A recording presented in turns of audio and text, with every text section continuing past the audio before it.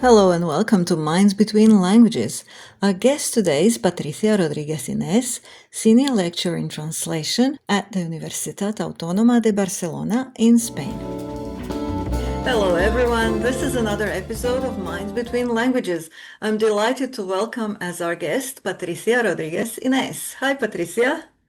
Hi, thanks for the invitation to join this series of interviews. I'm really honored to be part of it. Thank you very much for taking the time to join us today. So, with her colleagues, Patricia has been working hard for years now, in fact, to develop a framework for levels of competence in written translation. Patricia, could you tell us, first of all, something about the motivation? What prompted you and your colleagues to embark on this task? Okay, well, let me ask you and the audience a couple of questions first. If someone says that according to the Common European Framework of Reference for Languages, the CEFR, if someone says that they have a B1 level in, say, Portuguese, would you know more or less what that person is able to do in Portuguese? Probably, yeah. I would probably as a teacher, but also in the profession, I think these levels are quite often mentioned in CVs and stuff like that. Okay, and what if I ask you, what's your level of translation competence? Is it advanced? Is it intermediate? Is it basic? That would perhaps be a little bit more difficult to state. I think that you would probably say like, hey, wait a minute, my translation competence, but in what language pair, in what direction, in what areas of specialization, to translate what types of text, what genres. So Yeah, exactly. wouldn't it be great if everybody knew what I mean if I said, for instance, I have a C1 translation competence level in technical translation from English into Spanish. It would be great that we could all speak the same language in these terms, in this respect. So apart from this, think about the situation in translator education, even if it's just across Europe. Their fully fledged BA degrees in translation do not exist in every country. And there's a huge variety, even a wider variety of master's degrees. Some master's degrees take 1 year and others take 2 years. Some are worth 60 credits. Others are worth 120 credits.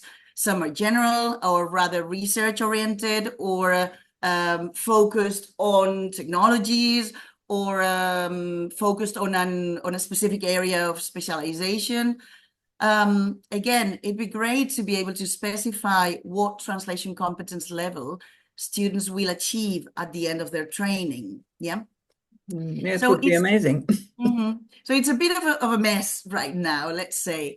And that's why Professor Amparo Hurtado, PACTE's principal researcher many years ago, thought it'd be very useful to have a level descriptor scale like the CEFR, but for translation. But let me emphasize something that sometimes comes up. Just like the CEFR, the framework for translation would not be prescriptive. Yeah, Right. it wouldn't be telling anyone what they have to do. It'd be descriptive, and it will help identify, characterize, and label levels of translation competence. Excellent. You are going to tell us a little bit more about the framework itself, but before you do, I would like to ask you something about the research background that came before you embarked on the work on this project and something that kind of informed the project, the work that is behind it. Definitely. The conceptual foundations of the framework lie in two areas. First of all, on research on translation competence and translation competence acquisition, and then on research on level descriptor scales.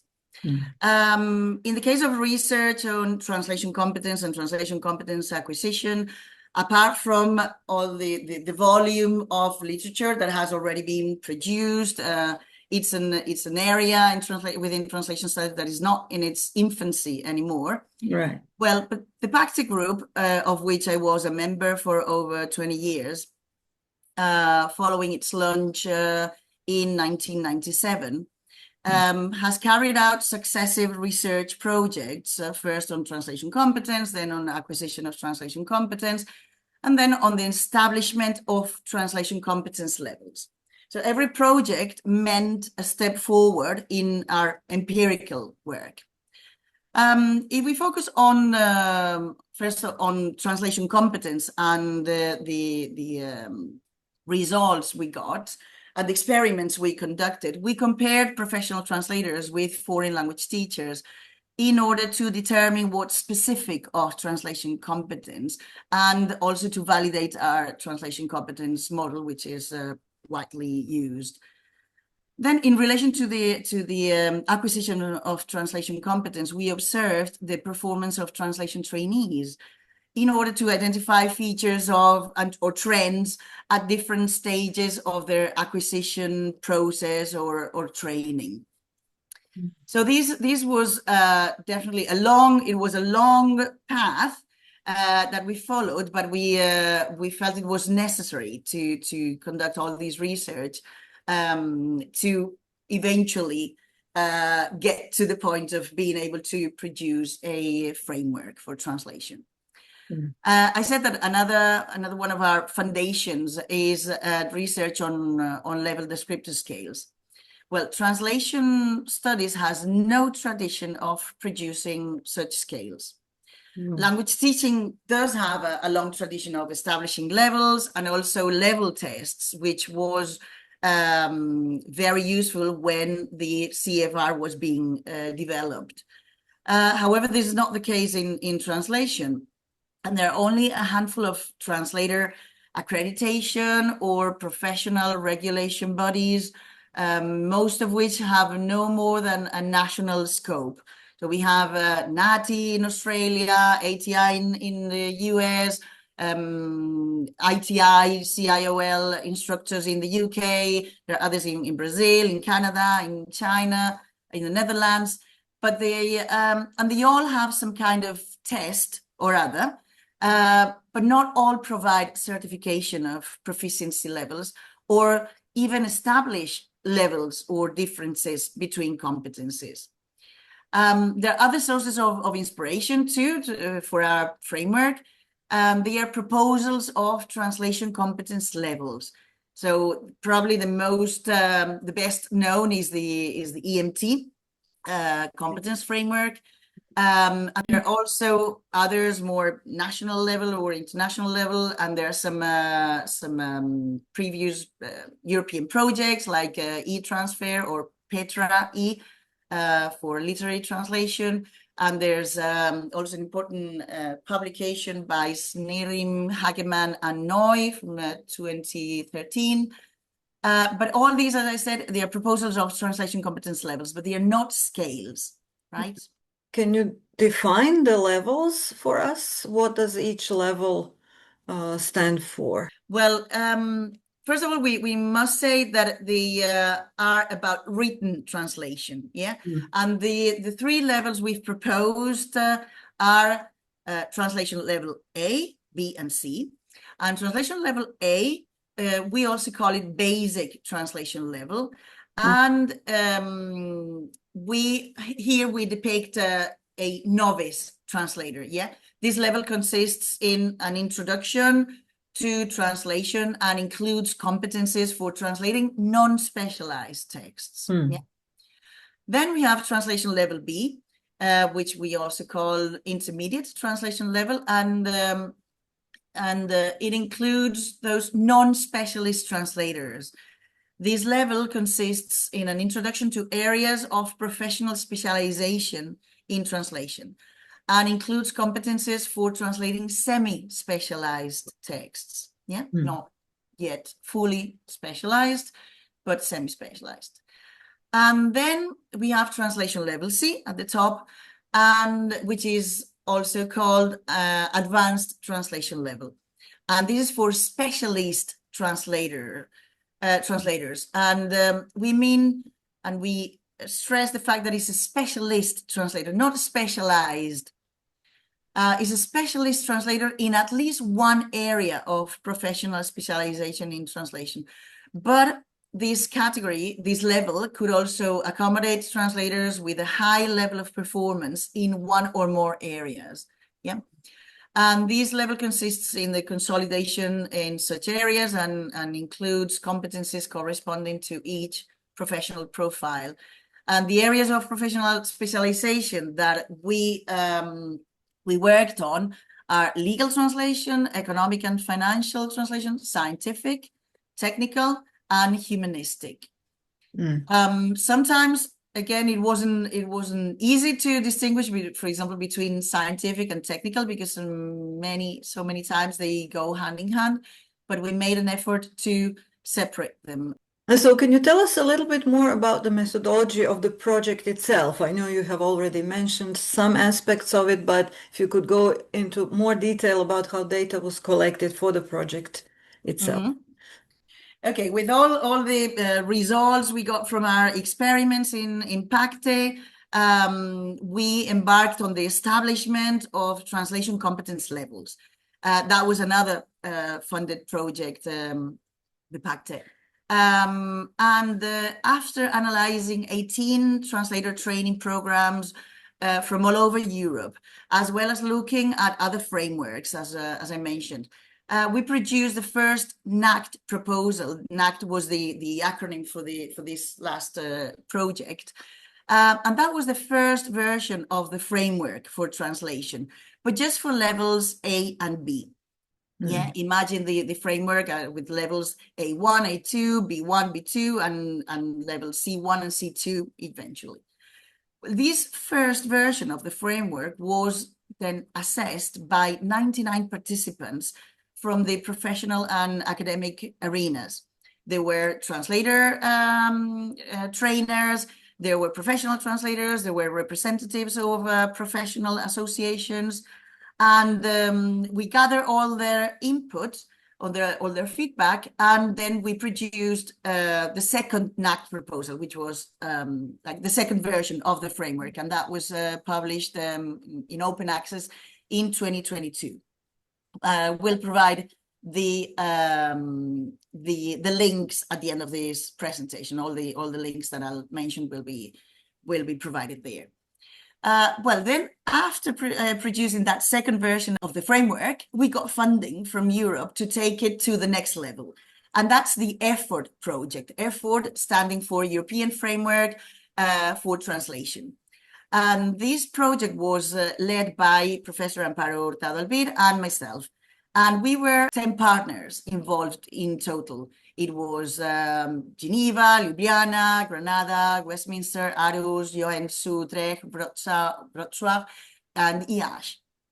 And we mainly did two things. On the one hand, 20 lecturers from the EFFORT project revised that second version of the proposal, of the framework. And that turned into the third and the final version of the proposal. Final for the time being, because this is a continuous work. Work in progress. Work in progress, definitely, yes. And especially at the pace that things are developing in the world of translation and translation studies. Yes.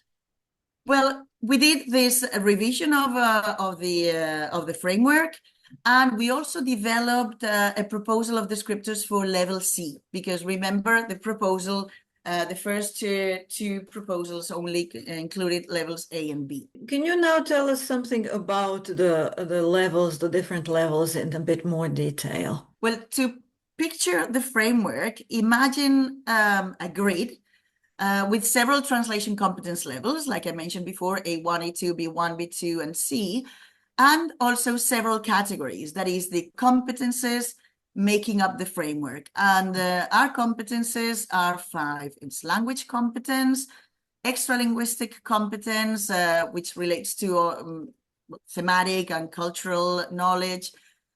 There's also instrumental competence related to the use of documentation resources and technological resources.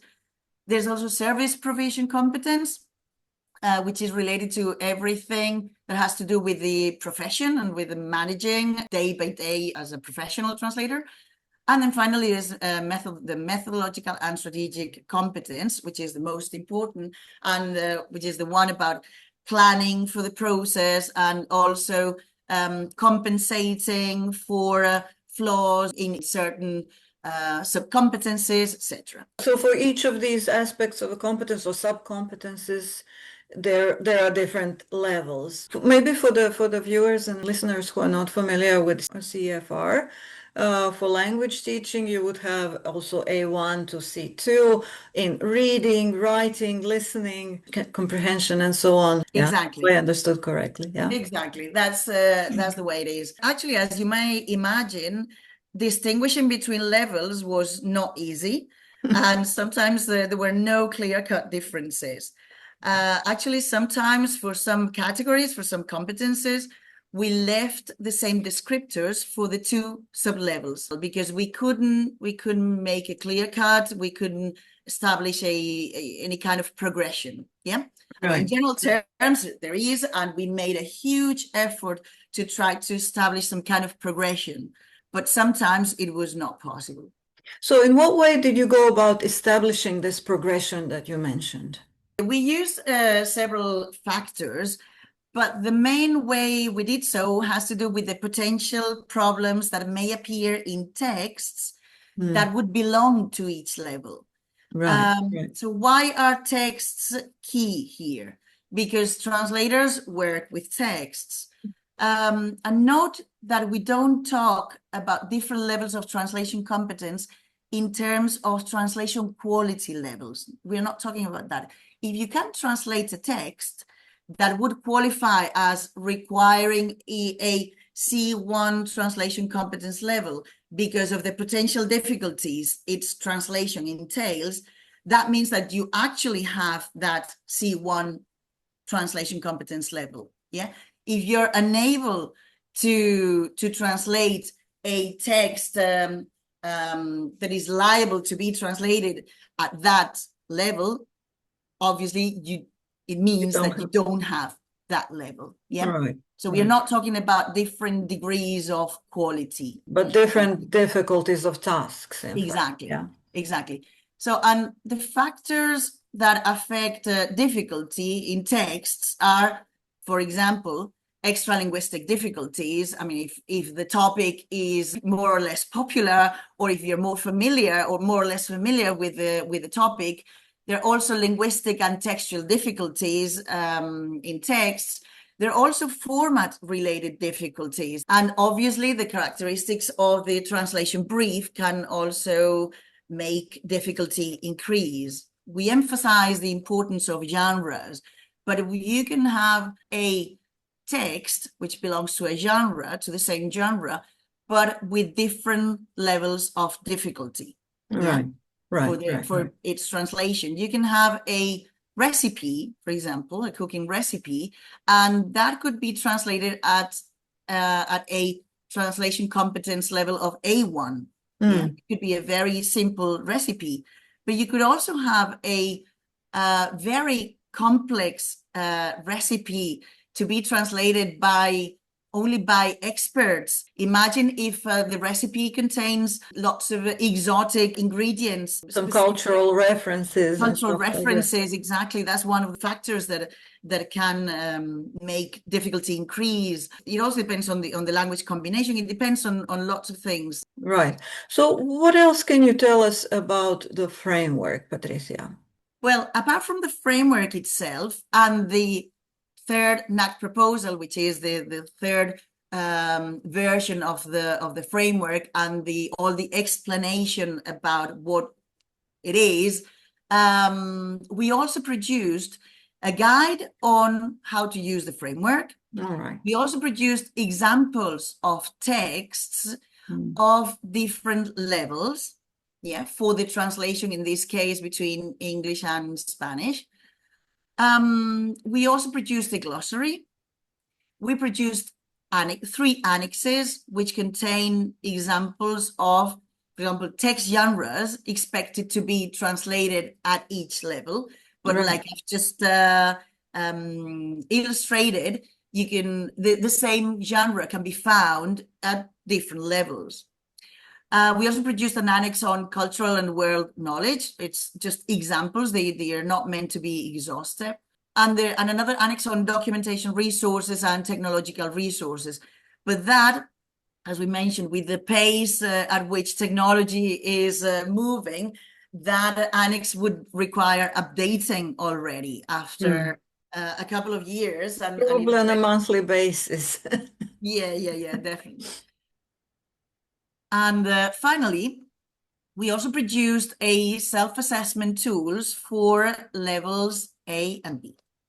Yeah, these seem like very useful resources, and I'm interested in particular in the self-assessment tool. So can you tell us a little bit more about this?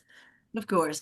It's the self-assessment tools is actually an interactive version of the proposed framework of translation competence descriptors for A and B levels, with their sub-levels grouped into 5 competences. Yeah, the competences we mentioned. So users will go through all the descriptors in each competence. By the way, this self-assessment tool is online, is available online, and users will go through all the descriptors in each competence, and they will have to tick all those that they agree with. Descriptors take the form of, I can do this, I can do that, yeah? And the descriptors at this stage are blind in terms of the level they belong to. So users don't know whether these descriptors, each descriptor belongs to level A1 or B1 or whatever, yeah? So And at the end, they get some kind of a score? It's not a score, because that would take much more research, because obviously not all descriptors weigh the same. They are not equally important. Depending on the brief, the importance of each competence will vary.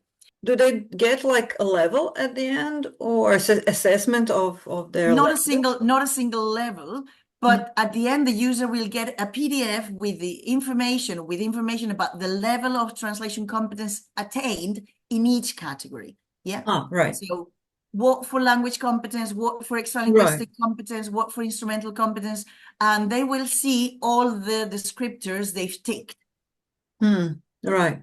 It must be clear that the resulting PDF file is obviously not an official certificate. It's not yet official. This is just for the user's own information and use, right? Yes, it's like a record. It's like a record.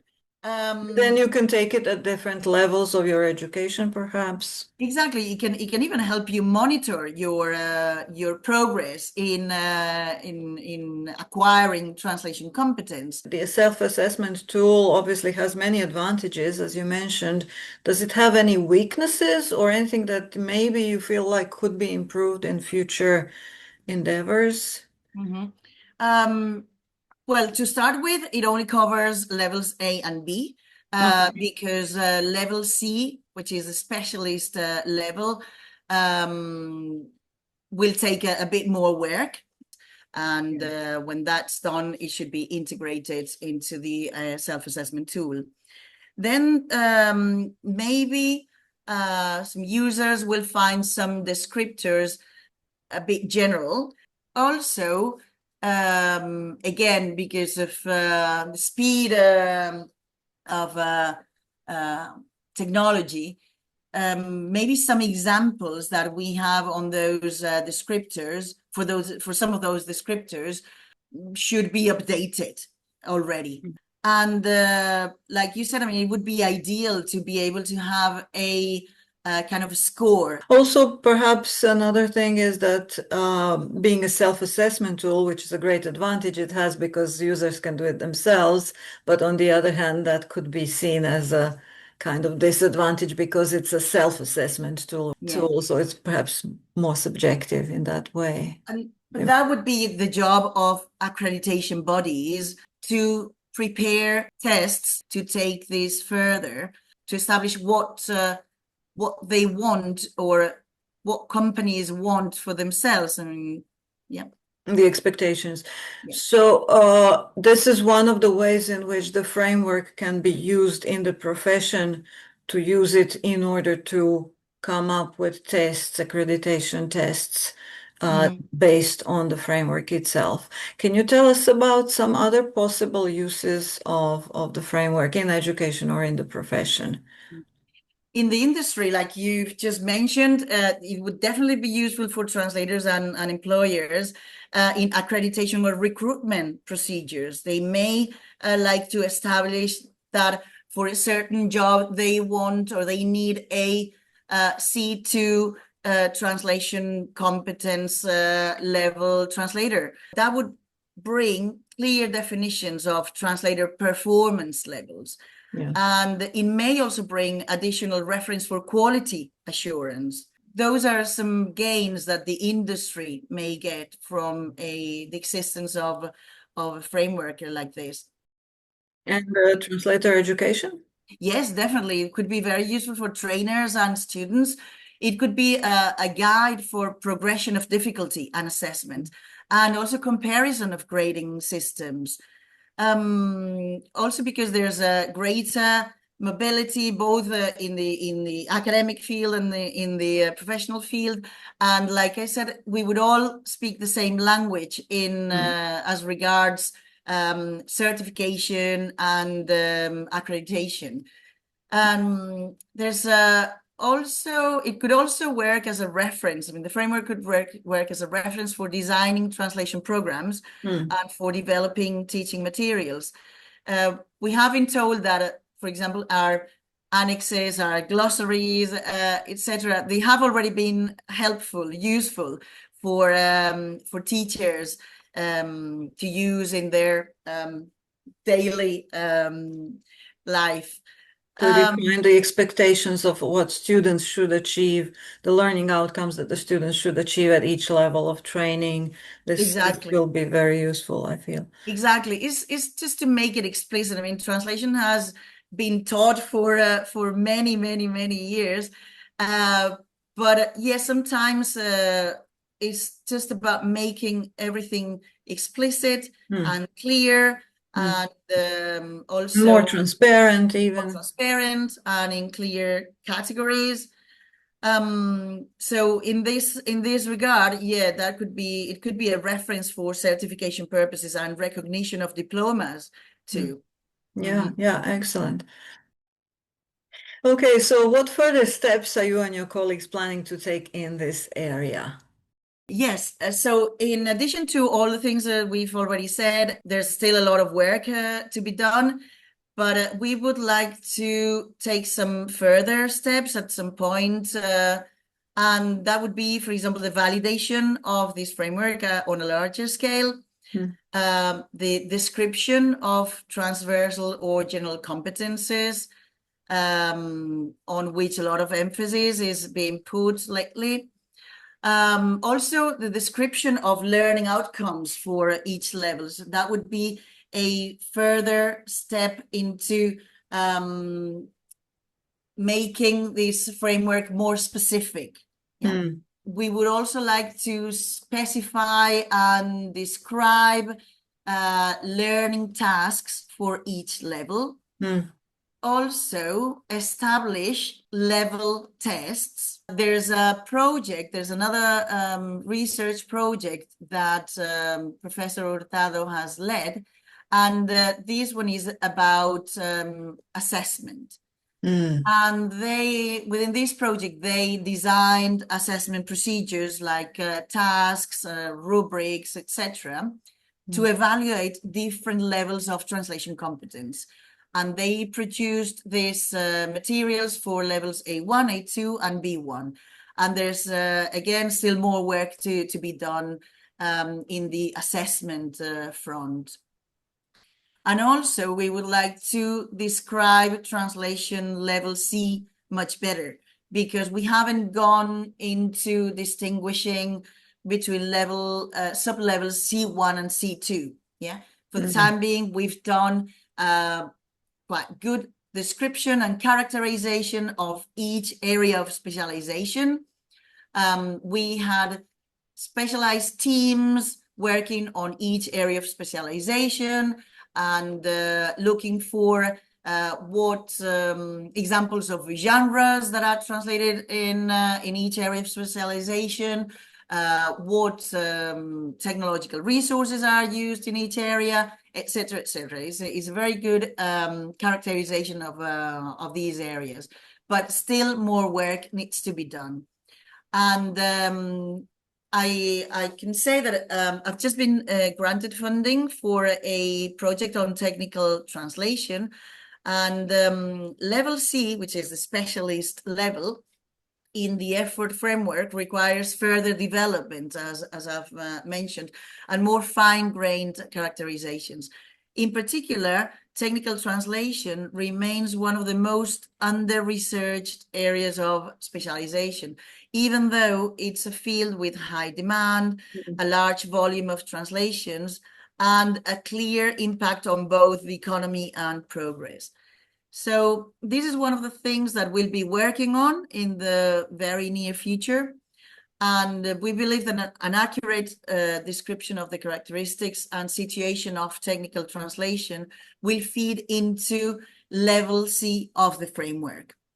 There's a lot to be done, but every time the framework has been presented publicly, both academics and professionals have seen great potential and shown great interest. So we have a strong faith that this will move on. Indeed, I wish you all the best of luck, and maybe you can be a guest again on Minds Between Languages to tell us about the results of your new project in time. Thank you very much for taking time to be with us today on Minds Between Languages. Thank you very much. Thanks again for inviting me. I really appreciate it. Until next time.